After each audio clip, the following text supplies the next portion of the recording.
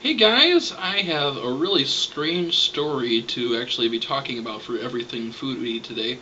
You wouldn't normally see Judge Judy on my Everything Foodie, but she does appear for this one. And as you can see here, I'm on the foxnews.com website here, and Judge Judy is being sued herself over dishes, and I guess that's the very loose link with food, that she's being sued for dishes. And apparently what happened is one of her producers that she used to have on her show sold her some dishes that cost that she bought for $50,000. Now that to me in itself is like a ridiculous amount of money for dishes. But apparently they were worth $500,000 dishes. Now I would never serve anything on something that expensive. I don't know why somebody would have that in their home, but apparently this person did.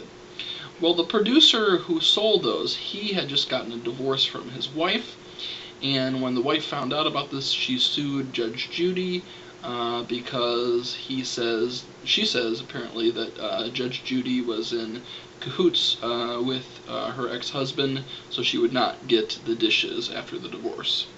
So that is a really strange story. I actually think Judge Judy's pretty funny, so I'm a big fan of hers. But I just thought that was a ridiculous lawsuit. If Judge Judy was ruling the case, she would say that's absolutely ridiculous. But she's the one being sued, so she won't be the one in the robe this time. So that is my Judge Judy news report.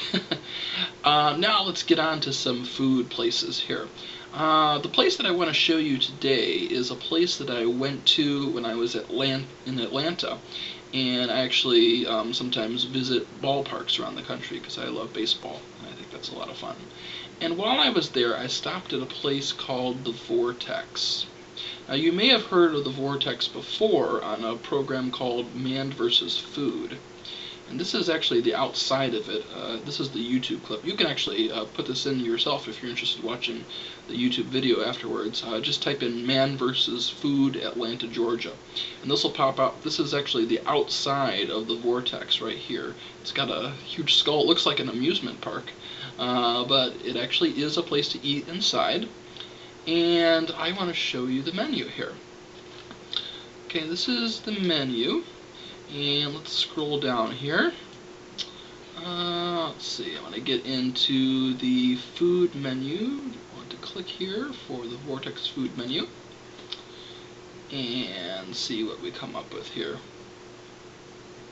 Some of these hamburgers especially are just enormous and gigantic, but I want to show you some of these descriptions while we're on here. While we're waiting for that to load, I want to show you a picture of what they call the double bypass burger, which is enormous. There's a picture of it right there.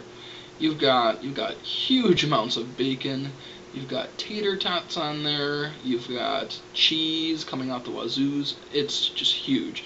And my brother actually ordered this, and I don't know how I think he finished it. Mark, if you're watching this, let me know if you finished that burger, because it was just enormous. And I understand why they call it double bypass burger, because it is just monstrous. Actually, let's scroll down here on the website here. It says that it's made with 3 fried eggs, 4 slices of American cheese, 5 slices of bacon, with 2 grilled cheese sandwiches replacing the buns. Wow. Quite a menu item here.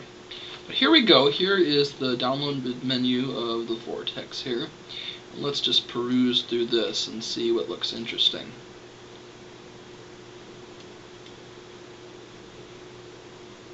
Internet is being very slow today. I think I said that on the last episode too. I just got to get an updated internet here.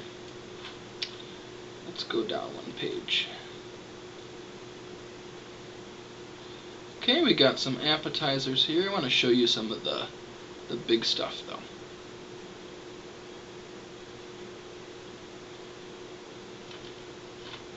Okay, here's some, and as you can see already, they've got some interesting names for their sandwiches. We've got the 3 Little Pigs, slow roasted pork top bacon, Southern fried egghead, Cubano de Libertad, Flying Dutchman, big ass taco, so it's not just burgers here, a jumbo chili dog. Let's go down one more, see what they got. Here are the burgers here. Now you got the basic burgers, the Vortex cheeseburger and the bacon cheeseburger and the plain old original. But if you're going to the Vortex, you need to go all out and get something really interesting here. So let's go down a little bit and see what they have in terms of burgers here. I already think that's really cool, the Fat Elvis burger. And king size helping of smooth peanut butter, bacon, and fried bananas. Ever thought about having that on a burger? That's interesting. Now, if you like hot stuff, and I do, Hell's Fury, pepper jack cheese, atomic death sauce, habanero relish. If you've ever had a habanero, that's just ridiculous. But plus, they have the roasted jalapeno on there. Big Bad Voodoo Patty, I think, is interesting. You get the idea, guys, but look at all these. It's just ridiculous. Plus, you get the double bypass burger here. So that's the food menu of the Vortex here.